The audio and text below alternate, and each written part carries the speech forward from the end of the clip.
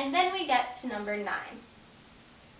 Milo was very fond of Uncle Sam, who hid a blank and compassionate nature under his blank exterior. So if he's hiding a blank and compassionate nature, that first blank has to be similar to compassionate, so that's a super positive word, and we're just going to write compassionate.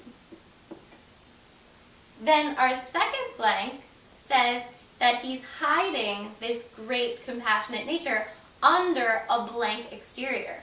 So that exterior has to be something opposite of compassionate.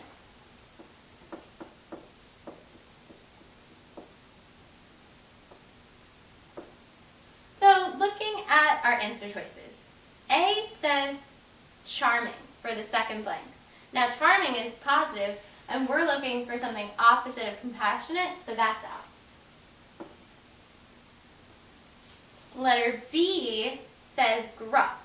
Now, you might not have ever heard of gruff, so we're going to leave that in as a mystery. Pallid. Maybe that is also a mystery for you, so we'll put a question mark there.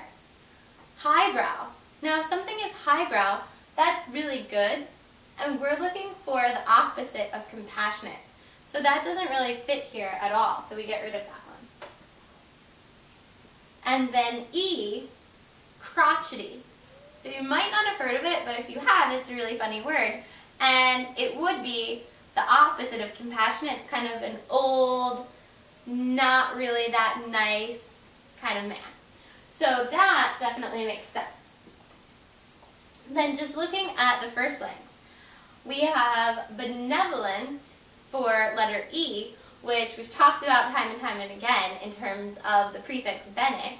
So we know that that's good, which goes along with compassion, so that gets a check. Letter C says cunning. Now, I'm not sure if you've ever heard of that, so we're going to put that in as a mystery. And B is cantankerous, which we talked about before, which means negative, and we're looking for a positive word similar to compassion. So on this question, if you're down to 2, one has 2 question marks, one has 2 checks, you're definitely going with the one with the 2 checks.